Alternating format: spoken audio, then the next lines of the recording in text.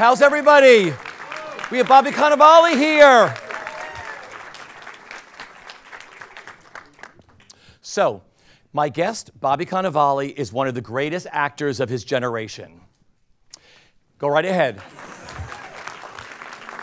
His stage work includes Mauritius, for which he received his first Tony Award nomination. Clifford Odets' The Big Knife, David Mamet's Glengarry Glen Ross, sharing the stage with Al Pacino, David Rabe's Hurlyburly for the new group, co-starring with Ethan Hawke, The Mother, Ucker with the Hat, that's how I say it, opposite Chris Rock, for which he received his second Tony Award nomination, this time for Best Actor in a Play, and Eugene O'Neill's The Hairy Ape. His many film credits include his breakout role in Tom McCarthy's The Station Agent. I, Tonya, go ahead. Jumanji, Welcome to the Jungle, Spy, Ferdinand, Daddy's Home, Annie, Adult Beginners, starring alongside his partner Rose Byrne, Ant-Man, and the sequel, Ant-Man and the Wasp, starring with Paul Rudd, Danny Collins, Blue Jasmine for director Woody Allen, Going Places with John Turturro, Boundaries with Christopher Plummer, and the upcoming film The Irishman for director Martin Scorsese, co-starring with Robert De Niro and Al Pacino. On television, he has won 2 Emmy Awards, the first one for playing Will Truman's long-term boyfriend Vince D'Angelo on NBC's hit comedy series Will and Grace, and the second one for his portrayal of Gyp Rossetti on HBO's hit series Boardwalk Empire. Other TV work includes Nurse Jackie, Mr. Robot, Master of None, and of course, Vinyl on HBO. Let's hear one of my favorite performances of his of all time, where he played Richie Finestra, the founder and president of American Century Records. He will soon be seen in season 4 of the Steve and Nancy Carell comedy series Angie Tribeca on TBS. And as of today, Friday, November 2nd, you can see him starring alongside Julia Roberts in Homecoming, which is streaming on Amazon Prime. Well, now he is back on Broadway, co-starring opposite Daniel Radcliffe and Cherry Jones in the new play, The Lifespan of a Fact, where he plays John DeGata. Please welcome Bobby Cannavale.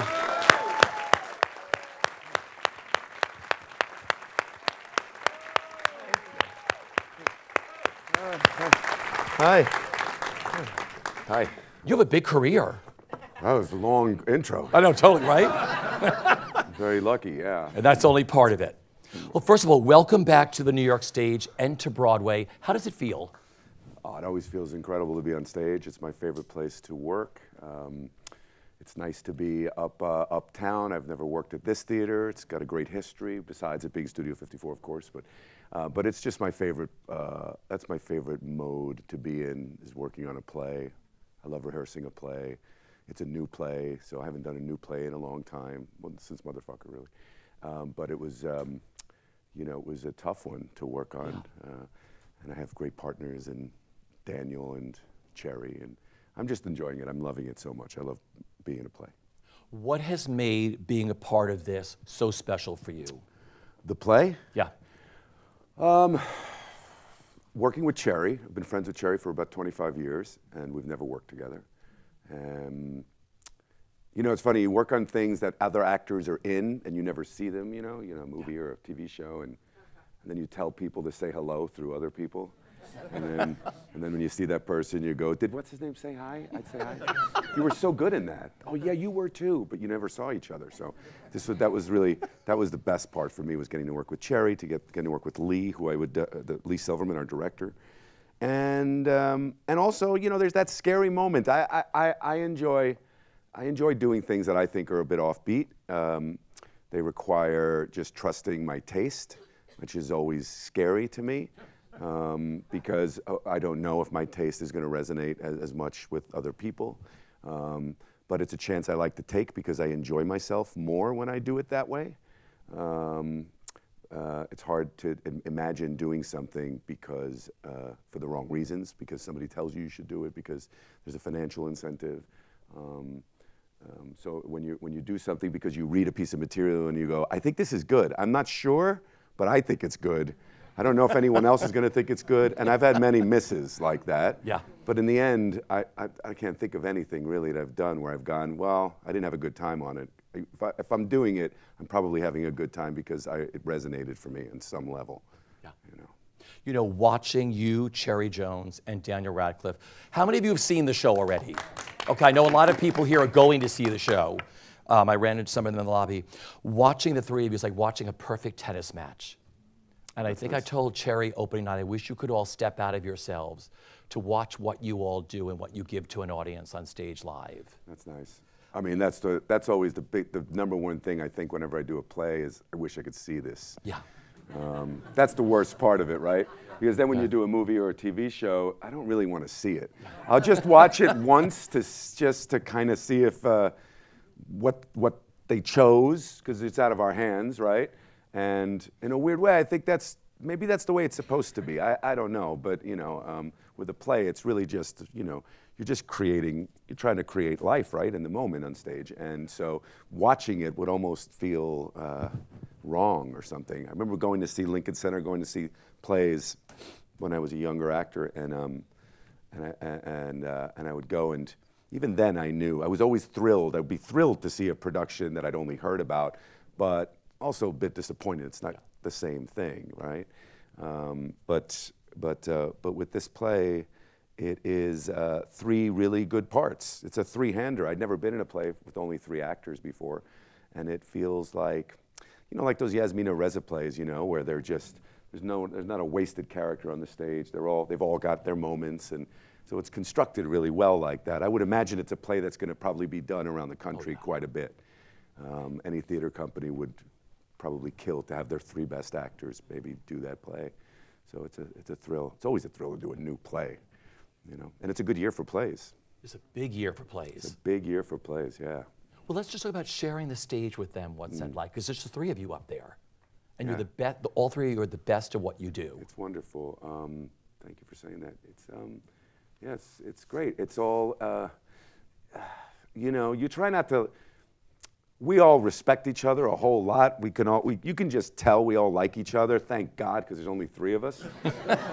And from day one, I mean, people got off book really fast without even mentioning it. I think everybody just realized everybody was really happy to be with each other. Yeah. Again, there's only 3 of us, so you know, Cherry wanted to work with me, and Dan has expressed wanting to work together, and I've met him over the years, but none of us really, you know, so I think there was a mutual respect that was unspoken, and by that same token, there's an unspoken continuation of it that we don't talk about, only because you don't talk about those things. You don't want to say, hey, you did something tonight.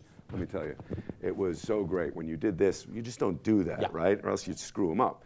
So, but you just feel it. Like, I told Dan the other night, I just told him very generally, I said, man, you're a great ensemble member. Whoever taught you what they taught you well, because he is a very generous actor. He's only 27 years old, and he's just so generous, and he's not competitive. I've worked with all kinds of actors.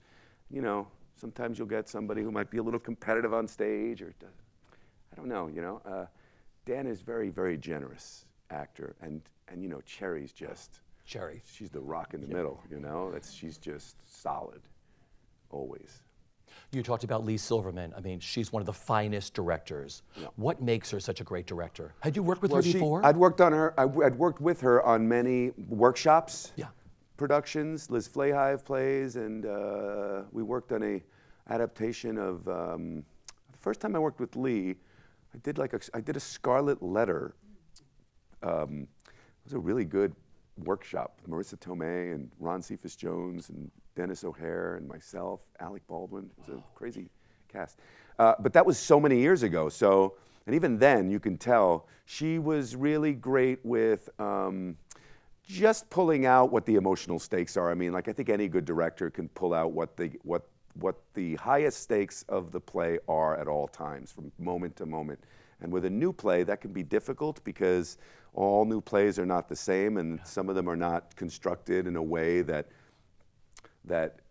provides for those stakes. And so with this play, it's a weird play in the sense that it was based on a magazine essay, which then got turned into a book, which then got turned into a play by one playwright who was let go from the project, and then 2 other playwrights came on. So it was it was a beautiful mess. And she is a very, very, very fine crafter of new plays, and she's extremely collaborative. And you know, she picked actors, like she said. She goes, I picked 3 actors that I knew I could work this play with, and then Cherry was invaluable. You know, Cherry's done so many plays over a 40-year career here, and so she was really valuable to bounce things off of as well. But Leigh's fantastic with new plays. You play John DeGatta, yes, the essayist.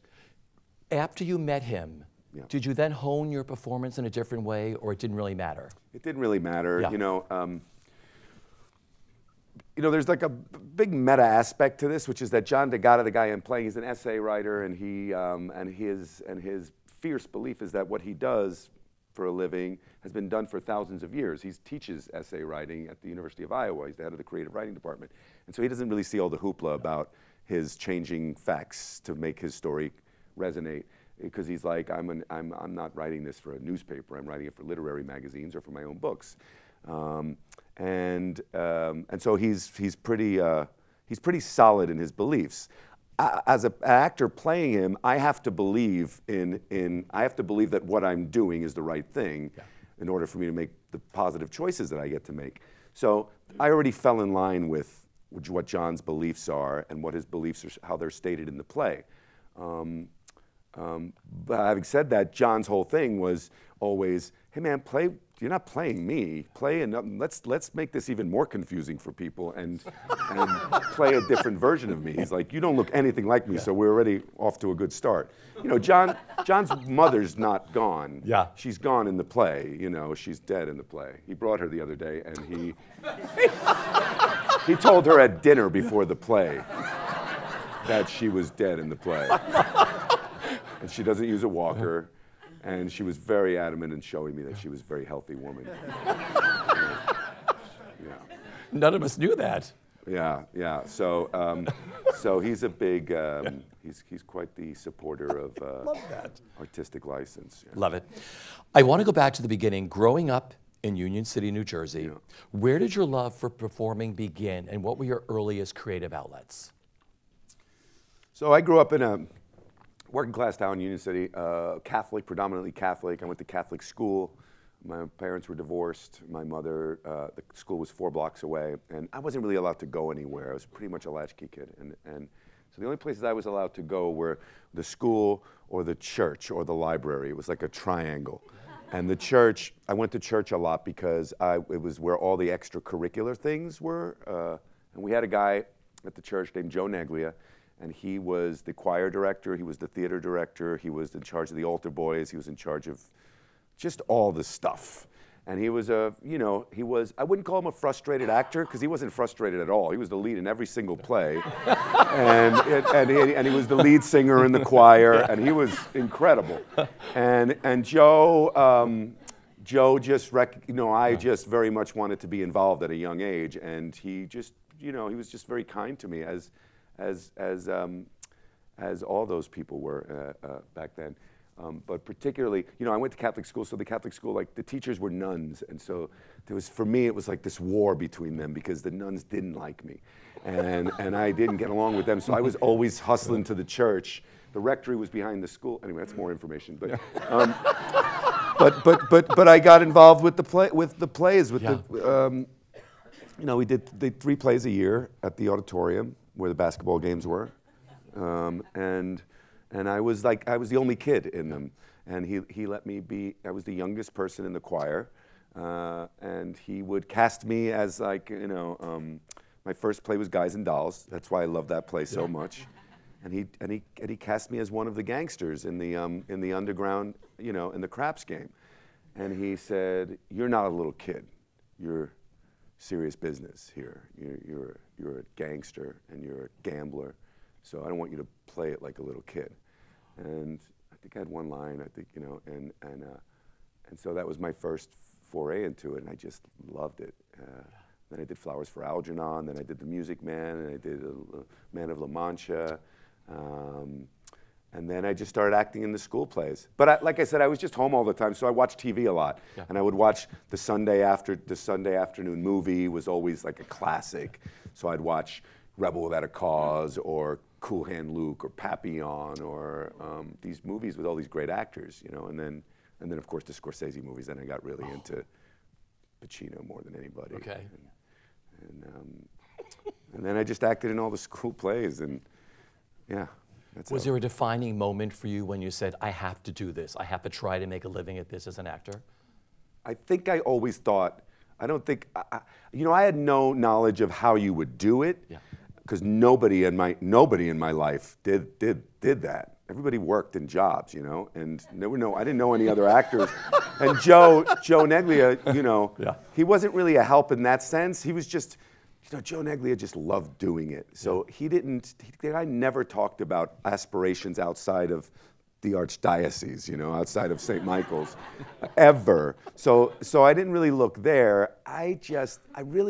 Richie, I had no idea you could go to school for it. I just didn't. I just knew about a thing called Backstage Magazine, and I knew about like acting schools, but they never really worked out for me. I tried a couple, and they just never worked out for me. But I knew I wanted to do it at a very, very young age. I was always, you know, I was an early reader. I would read plays at a very young age. We had a great library. The St. Michael's Library was amazing, and they had like an entertainment arts section, and I was always up there. So I would read like Life Goes to the Movies and the year-end best of plays. Like those were these big volumes, and they were one after another. And I would read every play in there, and I was always just acting things out. And it's just the only thing I ever wanted to do. So. I think we had the same childhood. I went to the theater drama aisle, Burns Mantle, best plays of, those great books. Yeah. And they would have like these abridged version of all the plays, and they have like 500 photographs in it too. Yes, the photographs were so good. Yeah. That's why I liked Life Goes to the Movies, because they would have like behind the scenes photos of like. On the sets. Yeah, of like, I don't know, Alec Guinness in all his makeup looks for, what was that great movie? Kind Hearts and Coronets, and Olivia. Oh, I remember seeing, that was one of my earliest memories, was one Sunday afternoon they had that Olivier Henry V. And I remember that being really young, and I was starting to already do plays at the church, and you know, that play opens up in a theater, right, at the Globe, and they're throwing shit at the chorus, and Olivier's getting ready, and he's got this really heavy makeup on, and I was like, oh, it's just like we do it in the theater. And then he comes out, and he's acting really big, and I remember thinking, I think I'm better than that. I mean, it was really big, you know, and like the set looked like shit behind him, and then the camera zooms in on the bad painting, and then when it comes out, it's a movie, and everyone's acting different and real, and I just remember being so knocked out by that. At a really, I was maybe 10 or 11 years old, but I'll never forget that. That and Rebel Without a Cause, those two movies, Rebel Without a Cause destroyed me, because it made me like, I was already a kind of a badly behaved kid, and but that one really like turned me against my mother. That one really, my mother hated that. She still talks about that movie. She's like, that movie ruined you. Well, many of your first acting jobs in New York were for free. Tell us about the play that you did that opened on Christmas Eve, and what came out of that for you. Oh, yeah. Yeah, we opened on Christmas Eve at the American Theater of Actors, right next to the Midtown North Precinct. You could confuse the two, because they're like literally right next to each other. And it was Joe Orton's The Ruffian on the Stair. Yeah, and it opened on Christmas Eve, because that was the best, you know, the theater was cheap. And we only played for like till like January 1st. I remember we played January 1st, because I was like, really? We can't stop on the 31st and then enjoy our New Year's Eve? We got to come in tomorrow? Yeah. Complaining already. Working at TGI Fridays, complaining about my theater schedule. And I went, but on that opening night, I got my first agent that way, because she was friends with the director. And I got an agent on Christmas Eve when I was 21, I guess. There's like 3 people in the audience that night, yeah, right, or something? It was like maybe 4 or 5 people, and one of them was an agent, and that's how I got my agent. That's why I always tell people, like, I don't like to give advice. Everybody has their own path, but when young people, I just say, just do it. Just don't not do it. Like, you know, you can get a job anytime. I must have worked at 100 places in this city. And I just didn't care about quitting. I would just quit all the time. I'd quit for an audition and just go like, really, I can't have off? I'm not coming in. I did that so many times. That's classic, yeah. There's so many places to work. Yeah. Plus, like, if you know, it's not the job that's going to change your life, right? So, you know, TGI Fridays could fuck themselves. You know? I'm not going to. Yeah, totally. I wasn't worried about it. Well, let's talk about auditioning. We have a lot of actors here and those watching at home. Some actors are really good at auditioning and some aren't, yet they have really good talent. They have no idea what's behind that door. Sure. Were you always good at auditioning? And what is your sort of secret to like the Bobby Cannavale audition technique? I wasn't, you know, I've always found some weird, unconventional way of getting through the door. You know, I always say, you know, that's why it's hard to give advice, because I don't know how you walk through the door. I don't know if you see the window that's next to the door. I don't know if you know which door to walk through. Like, I think everybody has their own instincts about that, and some people have better instincts than others. And, you know, where I really found myself flourishing, it wasn't auditions, because the truth was I didn't have a very good agent. I had an agent that was really good for commercials, and I booked a commercial. That's how I got my SAG card. A couple commercials, but I didn't really have any legit auditions, so I would just have backstage auditions. And the truth is that I would book no-paying jobs, non-ec jobs, all the time. So when I look back on it, I actually think I had a pretty good success rate. Just nobody paid me. But that's okay, because it's still work, and and I'm sure I had competition for those jobs, but I didn't get really good. I didn't get good auditions legit through my agents. So what I did do was I had a friend when I was about 20, 21 who worked for Jim Carnahan at the Roundabout. My friend Amy, she was an assistant casting, and she was like, "Hey, do you want to come and be a reader?" And I was an audition reader for years. And I was really good at it. Like, remember I told you about, like, I was just a good reader in general? I was always reading plays from the time I was a kid out loud. You know, like in bed, my mother would be like, "Shut the light," and I'd read out loud. I still read out loud. So I was a good reader, and I always hated when audition readers were terrible. Yeah. Or when they were showing off, or, you know. So I started to be a reader for the Roundabout, and I was a reader for them for like 3 years. And I got cast as an understudy for one of those plays. This is like my break story, right? Because I hadn't booked anything really, and then I hadn't even done a Law and Order. Like, everybody had done a Law and Order. I couldn't book New York Undercover. I couldn't book The Beat. I couldn't book Law and Order. So I was an audition reader, and Bill Irwin cast me as an understudy based on my audition reading for this play called The Flea in Her Ear at the Criterion Center that he directed. And then the guy I was understudying 4 guys in that play because it's a big cast. But the guy that I was primarily understudying, an actor named Mark McKinney, a really wonderful Canadian actor, he's in The Kids in the Hall. He got the Spice Girls movie like 2 days after we opened, and he was like, "I gotta go," like a week later.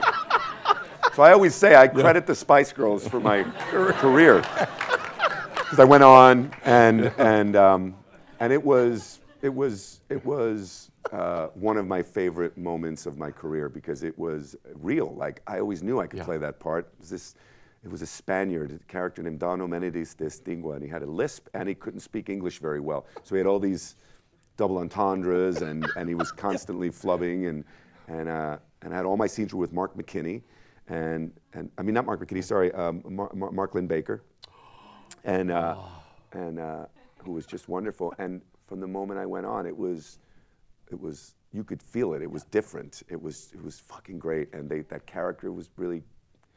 People loved that character, and then casting directors started coming in, and that's how I got. And then Mark Sachs, who was at Warner Brothers, and I guess he casts The Good Wife now. He's at CBS now, He's at CBS? Oh yeah. Mark Sachs was the one who said, you know, when you don't get like a lot of opportunities, and then all of a sudden, and then it happens for you, after a few years, you start to hear about all the people who talk about how they gave you your shot. 99% of them are full of shit.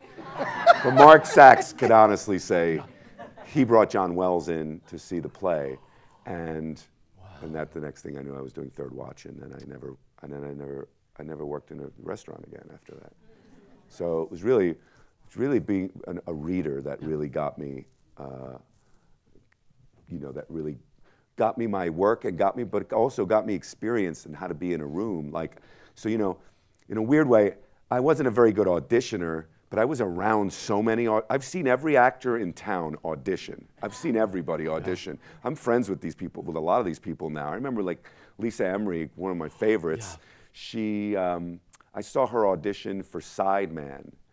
And years later when we become friends, I said to her, I said, God, you were so good in your audition for Sideman. And she looked at me like I was crazy. She said, what are you talking about? I said, I was your audition reader. I read with you. Marcia DeBonis, the casting director, she smacked me in the face in her audition for Sideman. It's like she got, in this scene, she's supposed to smack me, but she really smacked me. Like, nobody else smacked me except for Marcia DeBonis. She smacked me in my face. I'll never forget that. I've auditioned everyone in this town. So that was really where I learned a lot, doing that. Well, let's talk about, you mentioned Third Watch. Going from like doing some stage stuff and then going on to TV for the first time, did you adapt right away to like the cameras and how it's all done? No, I didn't. I wasn't very good, I don't think. You were great. No, I wasn't. I didn't really know. Look, for one thing, that show, I started to do like little parts in things. Before I started Third Watch, I booked, it's that funny thing they say, it's true, like work begets work, right? And so you're confident when you're working. Something happens when you're working. Something happens to the molecules. You're just that much more confident, and so that you bring that into the room, all those things, they really do happen. And so I remember when I booked the John Wells thing, I also booked, a Paul Rudnick play that I went to Williamstown with, and I booked this movie that Kevin Costner directed. It was the first big part I got in a movie. And I had never acted in front of a camera before, and again, I just lucked out. The guy just liked me. He cast me very early in the process. It was the first time I'd ever met a director right away without going for a pre-screen. This was all based on Mark Sachs and going on for this play, by the way. And I went in for Kevin Costner at the Essex Hotel on Central Park South, nervous as hell, and he just liked me. And I remember I read one of the 3 scenes, and he went, I don't need you to read anymore. I want you to play this part. Wow. And he cast me, and it was like 6 months till the movie started. It was a really long time. It was called The Postman. It's not a great movie, and I'm completely cut out of it. Long story short, it's a 3.5-hour movie, and I'm cut out of it. And I had a big part. Like the whole storyline got cut out. It was me and Giovanni Ribisi and Abe Ben-Ruby. It was like this little storyline that we had. And I had never been west of Chicago at this point. And we had to shoot it in Arizona and Oregon. And I was like, I couldn't believe it. I got it. And he said, just grow your hair and grow your beard. So now I had to do that. And I looked crazy. And I went. And I remember at the meeting with him, he said to me, so you know how to ride a horse, right? And I said, yeah. And I had never ridden a horse. And then we got there, and we had to rehearse with the horses, and I remember just standing there and just looking at the horse. And my man came over, and he went, you don't know how to ride a horse, do you? And he just got such a kick out. He just kept laughing at me all the time. So he showed me how he helped me up on the horse, and then on my day off, he took me out horseback riding. And it was a great experience. And I didn't know anything about a camera. And I remember Kevin would say to me, and he was directing the movie, and he'd say, hey. And he would, always to the side, he'd pull me to the side, and he'd say, look, sometimes the camera moves, and it moves really close to you. But try your best not to pay any attention to it. I know it's hard, but just try not to pay attention to it. Just look through it. And he gave me all these little tips, and it was great. I've been really fortunate to have teachers around. I'm also like very much the kind of person that wants to learn when it comes to anything having to do with this. I'm terrible in school. Like I would like it's the opposite there. But like when it has to do with this, I've always been on the ear or on the lookout for anything I could learn. And I had to do a lot of learning on Third Watch. I didn't really know I didn't really know much. And that was a huge show with a big ensemble. And I was meant to be a type on that show. It's why I very quickly got tired of it and asked to leave, you know. I mean, I went from making zero money to making money, and then to not wanting to be on that show anymore, because I was terrified that I'd acted myself into a corner. I did know that I'd done that, and I felt that, because they were asking me to just keep doing the same thing, do the same thing, and I remember going, I don't want to do this for 5 years. I'm going to be a bad actor if I do this. And they let me out.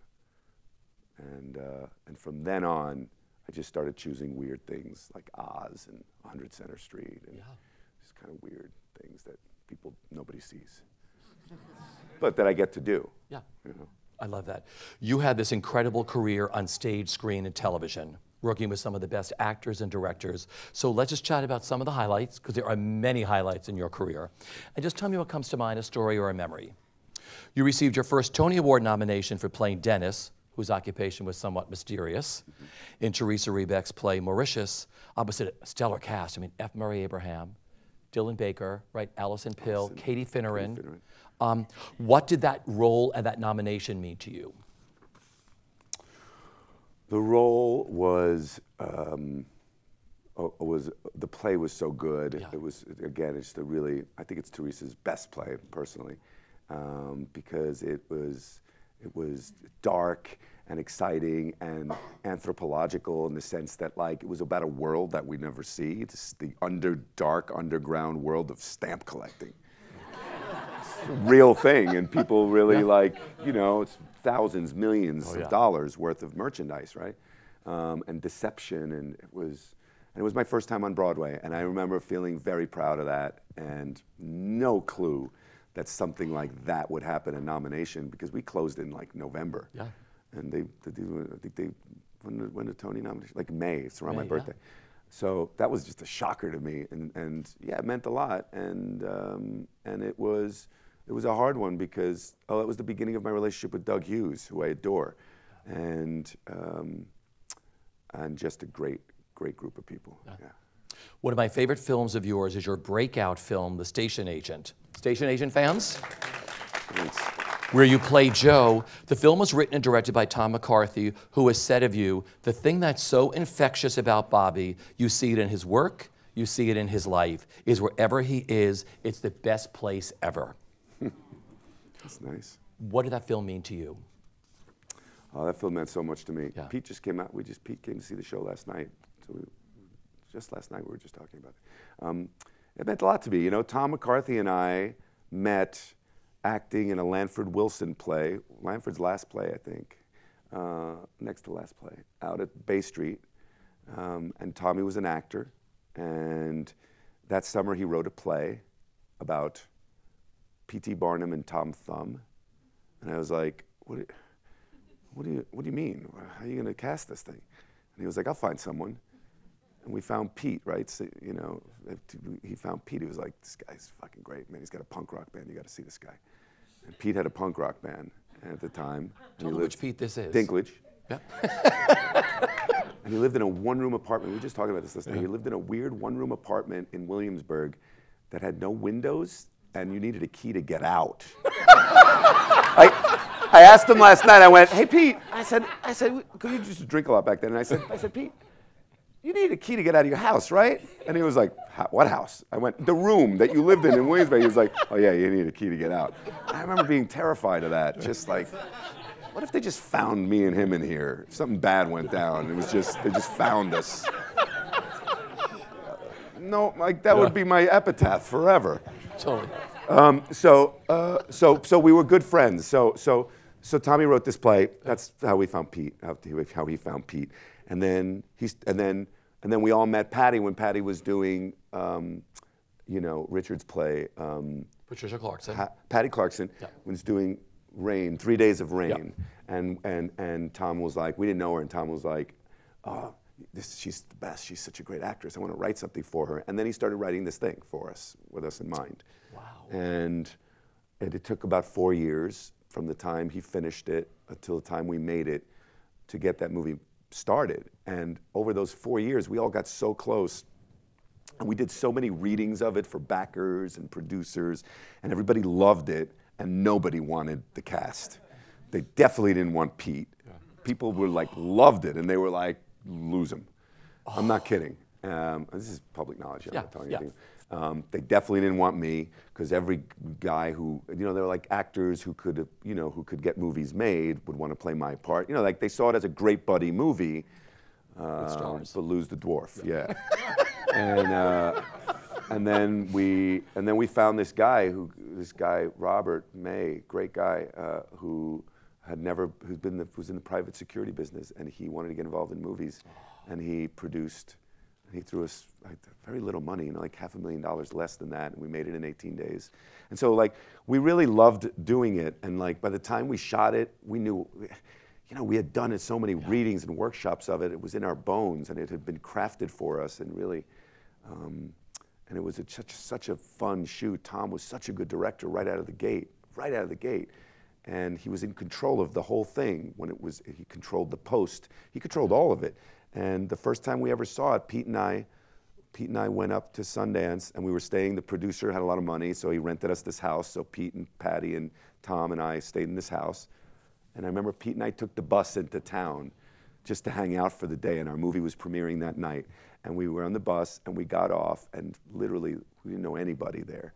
And Pauly Shore gave us a flyer for his movie, and he was like, "Dudes, come see our movie tonight." And Pete was like, "Man, we got our own movie tonight, sorry, you can't come." And I was like, "Dude, don't be a jerk. You didn't tell Paul." I remember that so well. And then we premiered that night, and it was we felt like our lives had changed. Yeah. The movie it just went over so big, and that was the first time we saw it, and it was amazing. It was like with an audience of 1,000 people at the Eccles Center, and it was crazy. If you haven't seen this movie, I watched it again the other night. It's a dynamite movie. You're all so I love the terrific in movie, this. Yeah. but I feel very close to the film, Yeah. and I don't love them all, but I do love that movie because I just see my friends, and I love it. Yeah. I believe another life-changing and career-changing play for you was The Mother. You just say the name of the... Motherfucker with the hat. Yeah, okay. Where you played Jackie, a former drug dealer, where you received your second Tony Award nomination, this time around for Best Actor in a Play. You fought really hard to get that role, didn't you? I did, yeah. So I'd been in the Labyrinth for a while, but not as that play was that character was written. Not that Steve writes specifically for people, but he has people that keeps in mind, and the actor who he had in mind for that couldn't do it. And I had done readings playing the other role. I had filled in. Yule was always involved. Elizabeth was always involved. And every reading that was done, they were always in it. And I always played everybody else except for that part. And I would read it with other actors they were thinking about using. So I read it with quite a few people. And the whole time it was kind of like flea in her ear. I was like, fuck, when's he going to ask me to read this thing? And then finally, they got Chris Rock, because Chris was looking for a play, and he loved it, and he wanted to play Ralph. And I was like, well, check, I'm not going to play that part. I'd read that part a few times.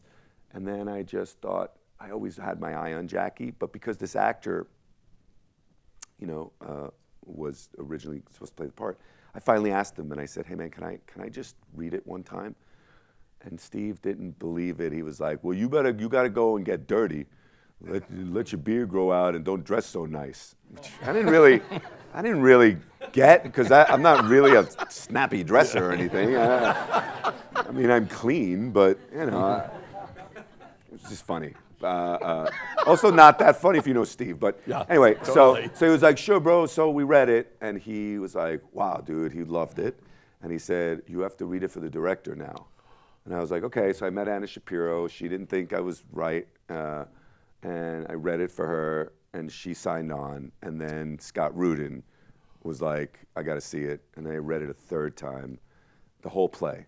And every time I did it, I had to do it. I did it with the lab. I did it at the Labyrinth with the whole company there. So it was weird, and it was like an audition. But I also felt very confident in that role. I connected very much with that role on many, many levels, personally.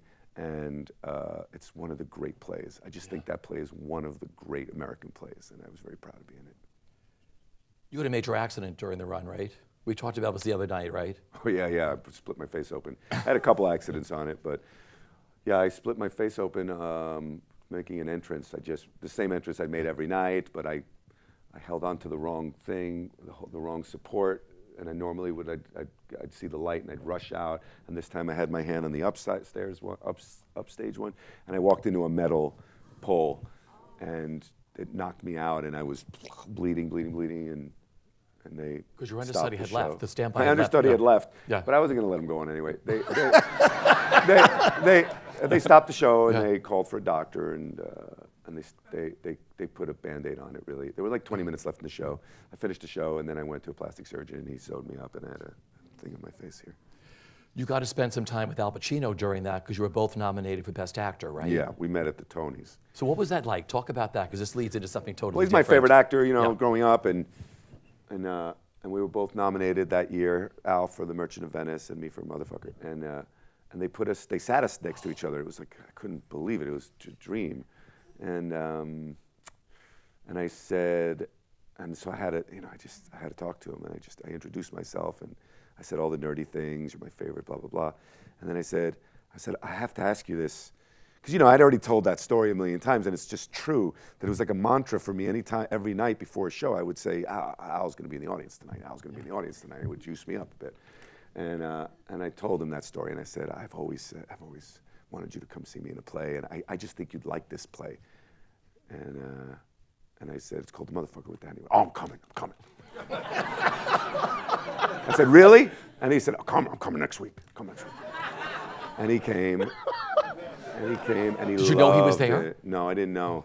And he came backstage, and he stayed in my dressing room for 2 hours. I mean, everybody had left.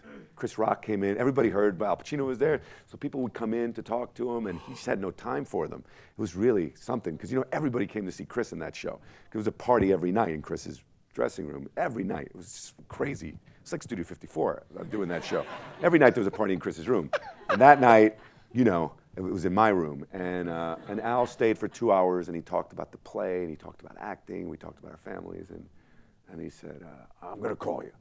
And then about a month later, he called me and asked me if I wanted to do Glengarry with him. I couldn't believe it. Yeah. Yep. I sat in the first row dead center when you two roll out in that restaurant scene, and I was like, I can't believe, it was like the passing of the torch watching. Yeah. What was it like working with Al Pacino every night on stage? I mean, it's everything, Al, he's like the embodiment of the truest of the true actors. I mean, all Al wants to do is create life on stage and in the moment. And I've done a movie with him now, and I've done a couple movies with him in a play. It doesn't matter where it is. Al's trying to create something in the air, and not everybody does that. And so, therefore, you just never know what's going to happen. You just don't know what's going to happen, because whatever's in the atmosphere, Al's soaking it up, and he is turning it into like a real living, breathing moment. It's not the play anymore. It's circumstances, and it's stakes, and I've never worked with anybody like that before. I've never been so, what's going to happen now with anybody, ever. And that he's still after it at his age is crazy. It's not that crazy. I mean, I think about it all the time. I think about what we do all the time. That's why I couldn't run anything. I couldn't really. People ask me, you want to direct, and I think too much about acting and psychology and behavior all the time. I'm always thinking about these things, and Al's the same way. And it's what makes him so kind of young at heart. Yeah. I just saw him the other night, and he was talking about some politician, but it wasn't about the politician so much as it was about this quality that he saw. And he was like, people like that. And then we started getting into a conversation about people like that and why they do the things that they do. And you thought you were talking about some politician in Iowa, but we're talking about something else, and then you talk about playing it and what that must be like to play. And that's what Al's always thinking like that. And I find that just to be, he's just given his life over to the craft. And I admire that very much. Well, it was remarkable watching the two of you. It still plays in my head. I can still watch your banquet roll out, and I just thought I wanted to be in your head to figure out what was going through your mind. Here you're sitting there with your idol. I remember we were rehearsing it, and it was early days, and I was having a hard time with the link scene, And I said to Al, it's the only time I ever asked him about the movie. I said, I was having a really hard time with this, Dan. I wasn't getting any help from Dan in this moment, and I was like, fuck, I didn't know how to ask the right questions. I couldn't get through this part, and so I just asked him. I said, hey Al, when you did Roman the movie, you know, oh, I didn't say when you did Roman. I said when you did that scene with Link in the film, did you have a hard time with this part? Because I can't seem to I can't get over the hump here. And he went, what are you talking about? And I said in the movie when you have the scene with Link, and he goes, I don't remember. I go, do you really not remember? Or are you just telling me that? And he goes, I don't remember, just did it. I said, okay, all right, good. Yeah. But he can remember every line of every character in Shakespeare. It's intense. That guy will he'll do any speech from Shakespeare. Well, you were known to millions of fans for playing Gyp Rossetti on the hit HBO series Boardwalk Empire. Boardwalk Empire fans, for which you won your second Emmy Award. How did Boardwalk Empire come about for you? Motherfucker with the Hat. Many of my roles have come through the theater. Most of my favorite roles have come through the theater. But that was Motherfucker with the Hat. Terry Winter came with Marty Scorsese, and they loved it. And I couldn't get an audition for that show.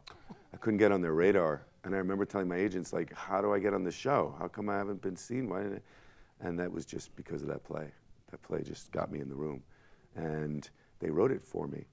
And I could tell, they wrote, Terry wanted to write this role. And it was, you could tell that both those guys, him and Marty, were very excited about the role. So, you just want to do something. You want to do whatever. When someone's that excited about a part, you want to do it. And I didn't read anything. I hadn't read a word of it. But the way they were both describing him to me, I just thought, I want to play. I want to see what this guy is. And that's how I got that part. You loved playing him, didn't you? I loved it. Yeah, I loved it. For one thing, I just didn't have a single wasted scene.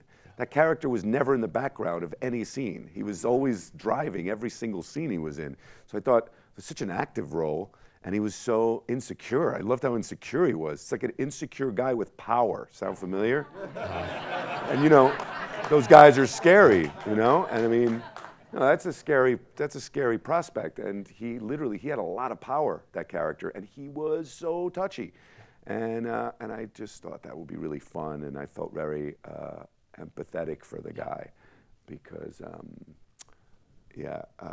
I just thought he was a real psych study, he had issues, and there were issues that I could on a personal level relate to, or at least I made them personal for myself, and he was just a lot of fun to play. Yeah, I love it. Well, you're also known to legions of fans for playing Richie Finestra, the founder and president of American Century Records on HBO's Vinyl. Not that many fans, let's be honest. No, but... Or else we'd still be on. I loved you in that show. Thank you. And we watched it religiously every night you guys were on. Well, people who did love it, loved it, and I'm appreciative of it, but I wish we could have gone longer. But looking back now, what'd you love the most about that time? I mean, look who created that show. They created that for you, right? They did.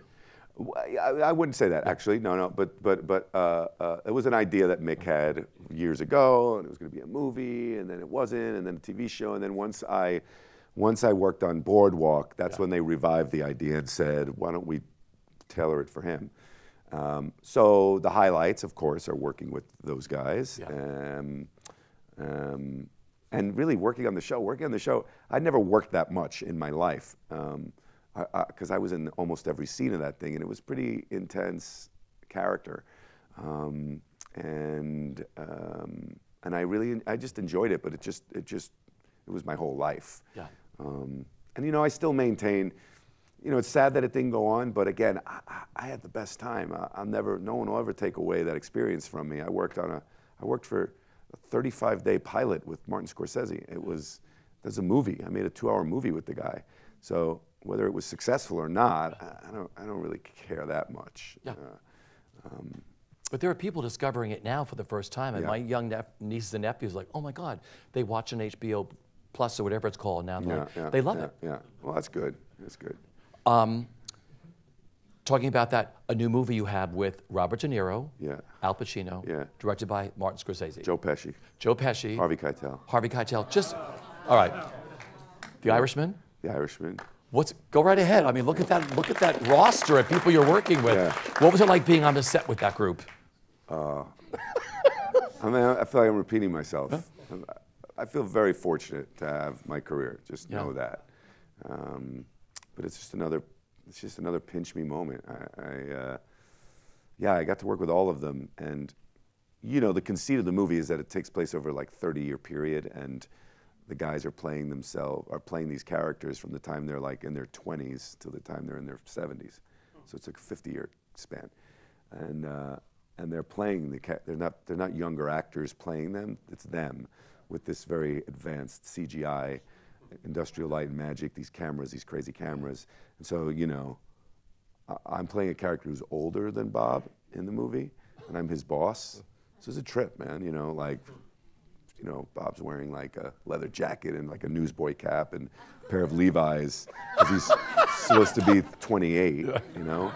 And I've been in makeup for 2.5 hours, putting this bald thing on my head and this old age makeup because they did me more traditionally, and then the other guys have these little reflectors on them that captures like a mocap, motion capture thing. Yeah. So it was a trip because I've never worked with Bob before. I've known him socially a little bit because he comes to my plays. He's very nice, sweet guy. But what a trip because he is a great actor. Yeah. I mean, I'm not telling you anything you don't know, but I've never worked with him up close like that. And man, he is intensely good, and he is so physical, and he does things that other people don't do, and he just uses his whole body, and it's just very impressive. There were a few times where I had to just collect myself and go like, the camera's on you too. You can't just watch the guy. Because I would. Marty would come over and laugh, and he'd be like, you just close your mouth if you're gonna watch him. Because I'd be like, just watching him. So that was a thrill. But yeah, and Joe's a great actor. Joe Pesci, what a great actor, man. Oh, he's funny, and he's got a whole shtick, you know. Joe, he's got a whole thing about, you know, I don't want to be here, you know. he's got a whole, because you know he was like, you know, I was retired, you know. I told Marty, I don't have to do this. So that's like his shtick. And then the cameras roll, and like he wants to be there. He is great. That's a great actor right there. So you know, what was the challenge for me was just keeping it together, really. Yeah. And not just keeping it together, but I had to be like the boss. Yeah. So in the scenes, I'm like telling them what to do, and then they call cut, and I'm just quiet. And they talk to each other about things they did in the 70s, you know, and I just listen. With your mouth open. And then we go action again, and then I got to be the boss again. And this is weird. Yeah. We have a few questions from the audience. When you work on a character, how do you... Water? Yeah. How do you work on a character? Does it change between stage and screen, or is it all the same way in? I think it's different just by the nature of how you rehearse a play, right? So that's why I love doing a play so much. It holds my focus better. I have a hard time focusing when I'm working on a film and TV. That's the truth. I do my best, but it's hard. It's why I don't really love doing it as much. I only say that because I know how much I love working on stage, and I love that my day is just completely consumed by the play and by all the talking we've been doing about the play and my castmates, and so I spend all day and night thinking about the play, and it's not like that when I work on a film and television. In terms of approaching the character, I do approach characters I think the same way. I just take a lot of time to myself. I talk to myself a lot, and I work these characters out in my brain psychologically. I break the script down the same way. You know, but scripts change so much. Even on The Irishman, you know, the scenes would change, and all of a sudden, you know, the things I wanted, I don't have them anymore because they've rewritten the scene, and now I want something different, and I'm not getting that until I get to this, you know, so it's a lot more, that's where like focus and concentration on a set is people who can do it. Like I've never seen anybody concentrate like Bob De Niro. That guy is in it, and I struggle with that. I struggle with it. just because like I like to talk, you know, and I talk to people. And if you fucking get me in a conversation, I'll talk to you. And it's not good for your concentration, you know. Nobody approaches Bob because he doesn't look approachable. But it's because he's working. And I wish I had some more of that. I'm like that when I'm working on a play, but I struggle with it on the TV and film set. Because you do a lot of prep at home, because everybody says, Bobby, I was reading some pieces where like, Bobby's the coolest guy, just so laid back on a TV or film set, but you do all your prep at home. I do. Yeah. I do, but I think it's a good thing I do, or else I'm just, you know, Mr. Personality at work, and there's nothing, I got nothing to give. But I do. I work on it a lot at home, and then because I do think you have to be. It's that sweet spot that I struggle with. You know, like you have to be relaxed because the camera knows you're not relaxed. The camera knows if you're, you know, and it's taken me a long time to really respect that and know how to do that. Some people are so much better than others. I mean, I don't think anyone's more relaxed than Robert De Niro on camera. That guy's. It's like a documentary or something. You think you're really watching a real, whoever that person is he's playing, you know. And but at work, yeah, I am pretty personable. Just because, you know, that's the other thing is like I have like a worker's work ethic. My parents worked, you know, like my dad worked in a factory, my mother worked in a doctor's office and hospitals, and a lot of factory workers in my family. And you know, it's like. I went to a lot of company picnics, and there's like fucking 200 people at those things. When you work on a set, there's 200 people, and they all want to go home too. They all want to like be with their families. So I don't like to waste people's time, and I don't like to, you know, there's a lot of time wasting on a set. Yeah. You know, it takes a long time to set up shots, and then if you're fucking waiting for somebody to come out of their room because their agent's visiting, or because they don't want to come out, or because they're fucking sleeping. That just brings everybody down, man, and I don't like that. So so I try to be prepared and ready. And you know, when I did vinyl, we worked 14-hour days, but they would have been 16-hour days if I wasn't on set first every time.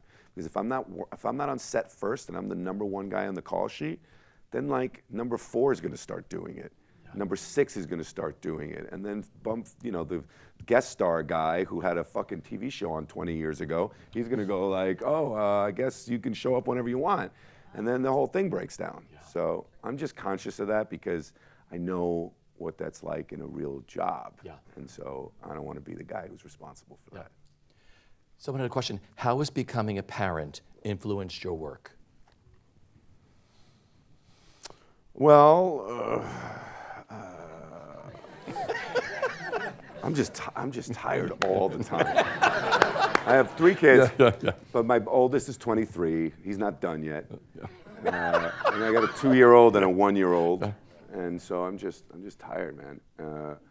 And how do they change? You know, the truth is, I didn't stop working in a restaurant until Jake was 2. Jake was 2 when I got that understudy job, and the truth is that like nothing happened for me until I had a kid. When I had a kid, things just nonsense falls by the wayside. You just don't have time for it. You're too tired. So like I'm not thinking about having to go somewhere that might help me down the line. I'm not going to show up at things just because it might help me. You know, I'm not networking anymore when I got a newborn at home. I'm just trying to get that job. I'm just working, and all the nonsense falls away. You know, like the partying and all that. I mean, it's sort of cliche, but that's what it did to me. Was it just made me a little more serious about what was important, and being with them is now at my age now. I'm doing it again, and I really want to be with them all the time. So I really am picky about what I decide to do. And I'm lucky that I can do that. I mean, you took them trick-or-treating the other day. I was looking at your Instagram because we're dark on Wednesday. Yeah. It was just like a shocker. That's never happened. And there you were. I got to take them trick-or-treating, yeah. Which must have been really great for you. It's great. Yeah, that's real life, right? Yeah. My final question is, what is the best bit of advice that you've been given, either personally or professionally, that you live by? oh my God.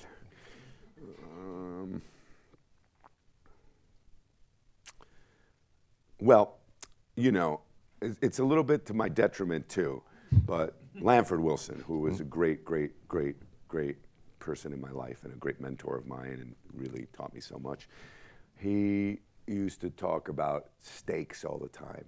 And he would say, you know, there's no such thing as drama if the event at the center of it isn't the most important event in the lives of the people in it. There's no point in having a play if the event isn't the biggest event of their lives. He said, and that's how life is. And I've taken that to the extreme sometimes. And so, like, you know, I'm the dramatic one in the house. Like things are pretty important to me when they're important, and that can be exhausting.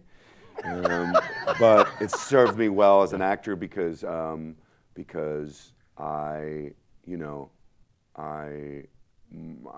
just don't think the character. I wouldn't have any. There's no point in me having something to say if it's not important. So I think everything a character does, if you're filming him, if they're talking on stage, it's because it's important to that character, and that's what drama is to me. So, like, I remember Ron Liebman telling me years ago, great actor, that he was like a spear carrier at Shakespeare in the Park in like the fucking early '60s, late '50s, or whatever, '60s, and he had like 2 lines, but for him it's that joke, right? That's the play about the 2 spear carriers. And he had a whole story worked out, and I believe in that. I believe every line is important and like life or death important. And so it's why I like the actors that I like, you know. They're colorful, they jump out at me, and I try to take roles that I think I can do something with and convey a sense of urgency and you know, desperation. I think desperation is one of my favorite words, and it's not a dirty word. It's a visceral, positive word to me. Yeah. When people are desperate, they want something very badly, and they'll do whatever they have to do to get it. And whether, you know, good or bad, there's something very active about that lends itself well to drama. Yeah. That is great. You know, I've been doing this for over 26 years, and I remember, I think I followed your career every step of the way in New York. Yep. So it's really exciting for me to finally sit here with you, what you've given these actors here today and the people who are going to watch all around the world. You always return to the theater too. Like, I know that after Vinyl got canceled, you went on vacation, then you came back and you did the Hairy Ape. Fabulous production at the Park Avenue Armory. You were so brilliant in that. You just go that extra step. I mean, Clifford Odets The Big Night, I know is one of your favorite plays that you did at Roundabout. One of the best nights I've ever spent in the theater. Thank you. But I want to thank you for taking the time out with your family and doing a show 8 times a week. Thanks. That you came here and sat with us today. Thank you. Means the world. Ladies and gentlemen, Bobby Cannavale.